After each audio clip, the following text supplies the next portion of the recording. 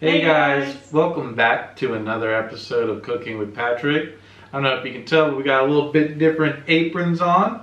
So today we'll be making authentic Italian pasta. More specifically, we're going to be making lasagna today, homemade from scratch, the authentic way. And the only true way to make it authentic is with some wine. Oh hell yeah! And here we go. Oh hell yeah! This wine is organic wine made in Italy, organically, by hand. Cheers. Cheers.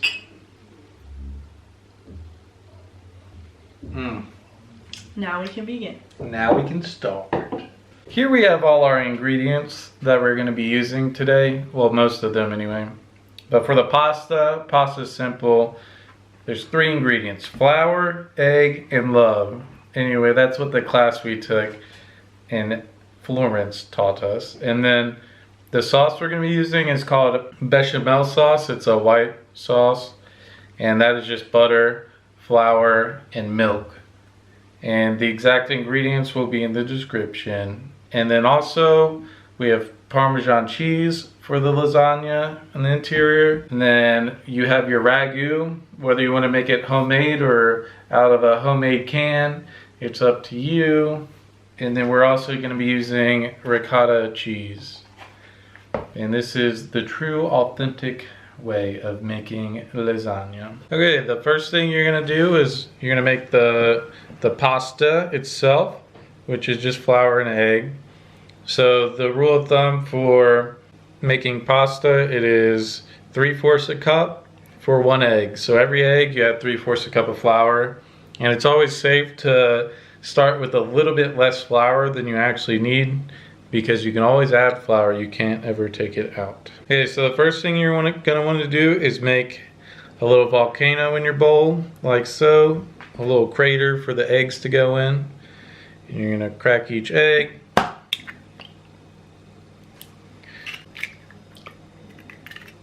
Okay, and the next part is messy, but you're gonna mix with your hands, like so.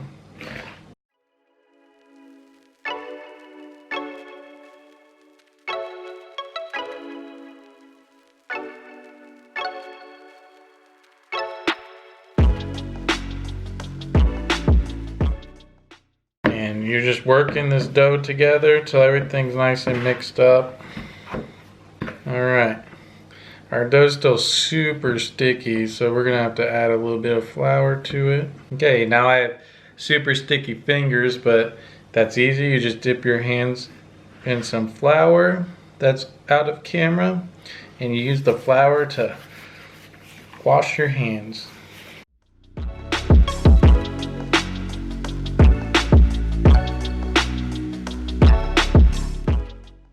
I'm just kind of trying to get everything I can out the bowl.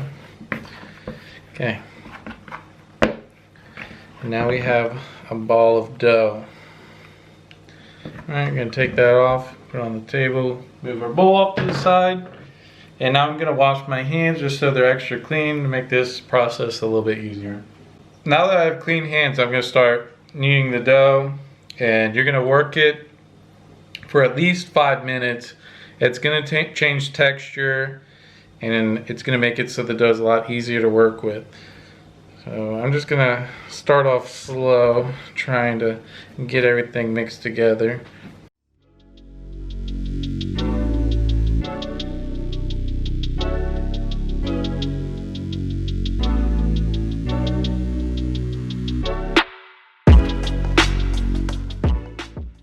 To knead the dough, you're going to basically fold it in half and press down as hard as you can and roll it out, and then repeat the process. And the dough is going to be sticky at first, but it'll eventually work together and get better. And I'm not a professional yet at this. I've only taken 1 cooking class on this.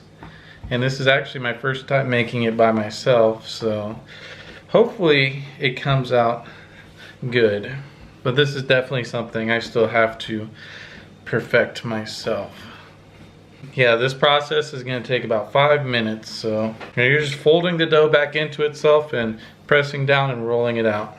And what you're doing essentially is you're activating the gluten in your dough, which is what makes it so yummy and elastic, so you can roll it out and work with it. And it's just what makes pasta good. You're just working the dough over and over and over again, folding it back into itself until you can stick your finger in it and it starts to rise back up. What we were told is that you can never overwork the dough, but you can underwork it. So if you're not sure if it's ready yet, just keep on going. You're gonna wanna use your body weight as much as possible when you're doing this, because you really wanna work the dough all together so it's consistent. Now also, the more weight you put into the dough while you're kneading it, the faster it goes. I can already feel that the dough has changed consistency significantly. It's more like kind of like Play-Doh now than at first when it was all sticky. I would just suggest going somewhere around closer to the 10-minute mark.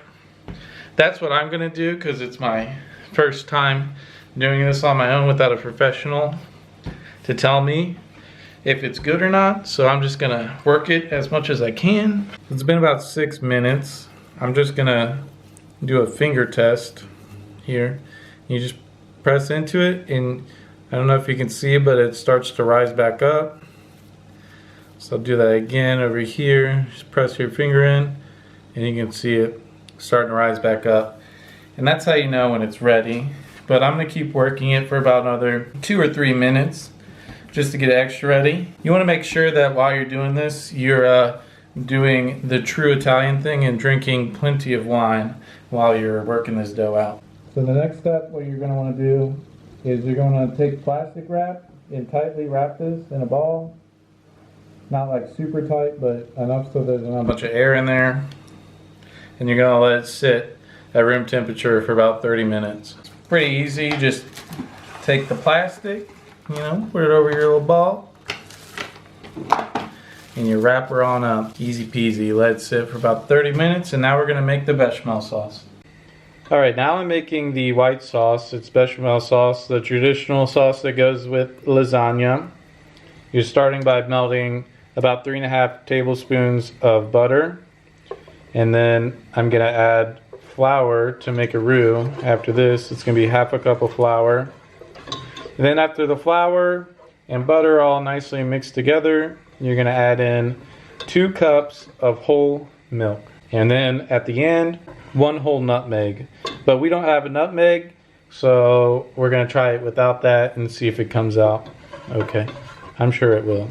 And this sauce is important because it's a layer that you put on the bottom before you put your lasagna in the pan to keep it from sticking, and then you put it in each layer. It's super tasty and very important for your lasagna. All right, the butter's pretty much melted down at this point. We're gonna get 1/2 cup of flour. I'm adding a little bit less than 1/2 cup because, like I said before, you can always add flour if you need to.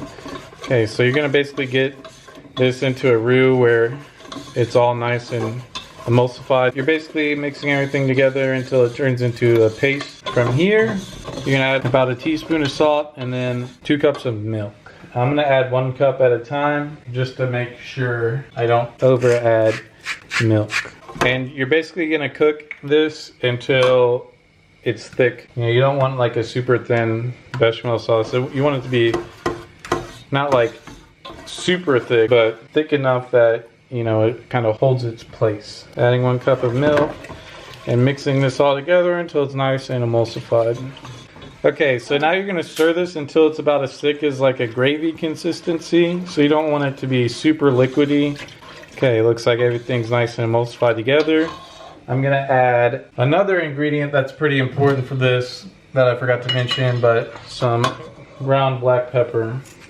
Again, about 1 teaspoon of this as well. Okay, so for this you're gonna cook for about 5 or 6 minutes. until it comes to about a boil and thickens up. So this is definitely thickening up real fast. So I'm going to turn the heat down a little bit. And I am going to go ahead and add this second cup of milk. You're going to make sure you're constantly stirring this the whole time to avoid clumps. And so everything's a nice consistency. You're also going to want to add nutmeg towards the end. Unfortunately, we don't have any. So hopefully it doesn't affect the taste too much. But it should be okay. I'm going to give this a quick taste to see what it tastes like. It tastes like the bechamel sauce. I'm going to add a little bit more salt to mine. Salt's another thing. You don't want to overdo salt. Just add a little bit at a time and taste between saltings. This is getting a little thicker. It probably needs about 2 or 3 more minutes. Alright, I know I said 5 or 6 minutes before, but it might take longer depending on how high of a heat you're cooking on. Maybe another thing too is add the milk in a little slower than I did, so that way you can work the consistency a little better. But it's been about 8 minutes, I would say. It's almost to the thickness I want. Probably just need about another 2 minutes. So we're basically at the consistency I want. I don't know if you can tell, but like when I stir it around, it takes a while for it to form back in the middle. So I'm gonna give it a quick taste test. See how it kind of like doesn't just fall off the spoon, it drips off a little bit. It tastes very similar to what the professional made. I'm sure if we had nutmeg, it would taste exactly the same. I mean, to me, I can't really tell that much of a difference. I want a little bit of a thicker sauce, so I'm gonna give this about another 30 seconds. It's thickened up. I mean, I don't know if you guys can see that in the camera, but it's a pretty decently thick sauce. I always thought that this sauce was made with cheese, and I was quite surprised that it's not. And even on its own, with just the basic ingredients in here, it actually tastes quite good. Alright, I'm gonna turn the heat off. And there you go. That is your easy, authentic bechamel sauce for your lasagna. Okay, now that it's been 30 minutes and you have your dough out, you should be able to tell that there's a difference in texture of it, which is a good thing. It might have been a little sticky, but that's okay. You can add a little bit of flour as you're rolling it out. I'm just working it a little bit more right now to get ready for rolling to make sure it's not going to stick. I'm just going to flatten it by hand a little bit first. Okay, I'm going to take a small amount of flour and sprinkle it over top and then rub it like this to spread it out. You don't want to over flour your dough at this point. You're going to start from the middle and roll out. You don't want the dough to stick to the rolling pin, so you want to kind of go fast both ways, in the middle to the out, because if you don't go from the middle, then you're going to have a thick dough in the middle. Work it outwards, work it out this way and that way. And this process is going to take a while. You're going to want to have your dough so it's almost transparent. Not like glass transparent, but you're going to want to be able to see through it. And another thing you're going to want to do as you're rolling this out is you're going to stop and flip everything over. This side's a little sticky again, so I'm going to add just a little bit of flour. Not a whole lot. I'm going to add a little bit to the bottom because we have some residue dough that on our table that it's sticking to. So, alright, you're going to go back to rolling this out. It's sliding all over the place. I'll bring it back and I'll push it away and I'll bring it back again. You want to roll it out to the side also because we need this to fit in our pan. And you're going to roll this out basically so that it fits in whatever kind of pan you're using. I'm going to flip it sideways now so I can start working it out the other way. Sprinkle a little bit of flour on this. Start working it out from the middle out, middle out, middle out. Once you have your dough nice and thin and laid out, you're going to want to get it a lot more thin than you think, but you're also going to want to make sure that you have enough flour that it's not sticking. We have a little bit of sticking problems, but just add more flour. It's better to add too much. Well, not too much, but a little bit more flour than you think than having it stick, because then you're going to have big problems. We're almost to where we need. It's nice and transparent. You can really see through it quite nicely. I'm just trying to make it as big as possible for our pan. This is the pan we're going to be using. Okay, so we're going to use the bottom of our pan kind of as like a utensil because we don't have a fancy one. I'm just going to use a pizza cutter and trace this thing like a stencil. And you'll have like a basic layout. I'm just going to kind of go over it again to make sure. And it looks like it actually came out really nicely. So here we go. We have our first layer of lasagna right here. Perfect. We're going to do that as many more times as we can. And that's how many layers of lasagna we're going to be having. Just kind of going back over, making sure it's fully cut out. They do make stencils for these that you can actually use, but we don't have any of those. For the leftover dough, you can make either, like, if you have enough, you can try to make some raviolis, or you can just use the scraps. They'll still cook, like, they won't look fancy, but they'll still cook up, and you can like use them in like a soup or like a basic pasta. But you can always reuse the scraps, and the scraps you can put in your freezer and use them whenever you want. You can also use this exact same pasta that you just made for spaghetti, or you can use it for raviolis. The only thing is if you're going to use it for spaghetti, I would you can break the dough up in half before you roll it out, and roll it out in 2 different sessions, so that way you use more of the pasta. Here's a little bonus for you, how to make bow tie noodles out of the scraps. So you want a square piece of the pasta, you're going to pinch it in the middle so it looks like that, and then you pinch it again on the outsides. And there you have a bow tie noodle, and you can try to expand it on the tips. And you just throw it in and cook it. What? For 3 minutes.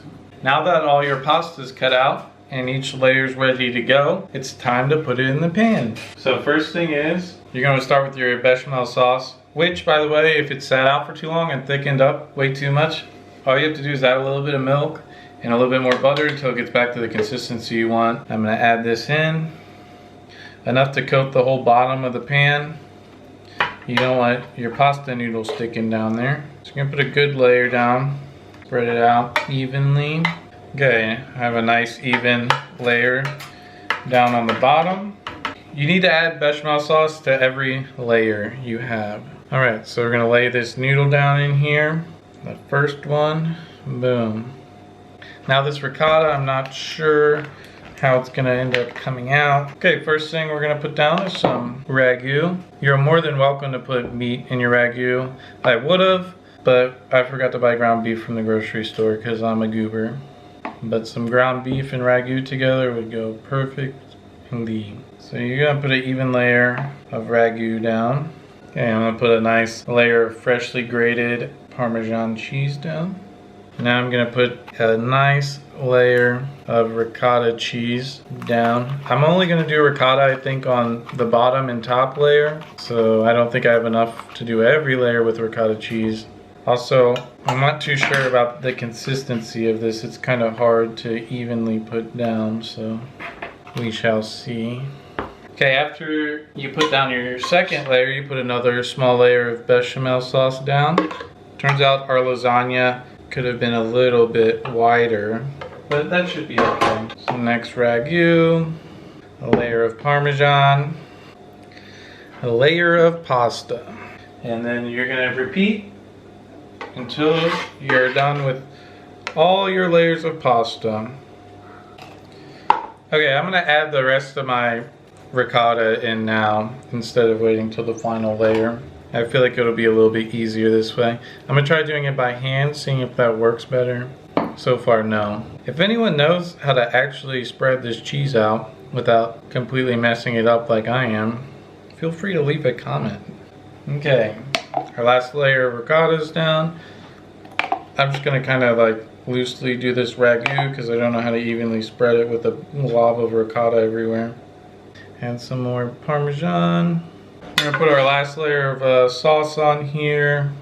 I decided to go a layer short because it's already getting kind of big, and messy, so I'm a little nervous. Hopefully it still comes out nice. Now we're gonna put one last layer of ragu down. A nice big boy layer, okay? Get everything nice and saucy, all right? And then the trick here is a nice full layer of Parmesan cheese that will get nice and crispy in the oven. My sous chef! We ran out of Parmesan, so now the world's greatest sous chef is getting a last little bit ready for us. And our sous chef did a perfect job. Okay, now that the lasagna is all done and all our layers are nice and beautiful, we're gonna put it in the oven at 180 degrees Celsius or 350 degrees Fahrenheit for 25 to 30 minutes until the top is nice and crispy and golden brown.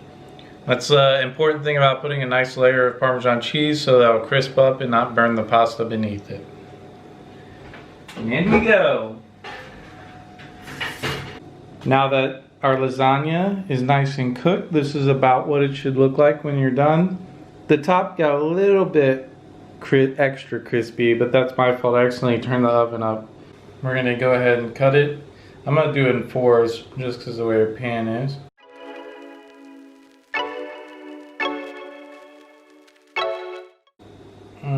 Ooh, that ricotta is just... That looks good. Take another big old chunk out of here.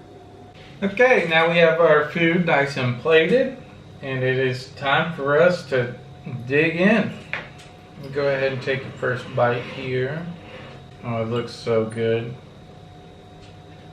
Some of it is hot. I can't eat it yet, it's too hot. I don't know how she did. Burn her mouth probably. This is definitely better than the one we made at the pasta making class. I think it's the ricotta.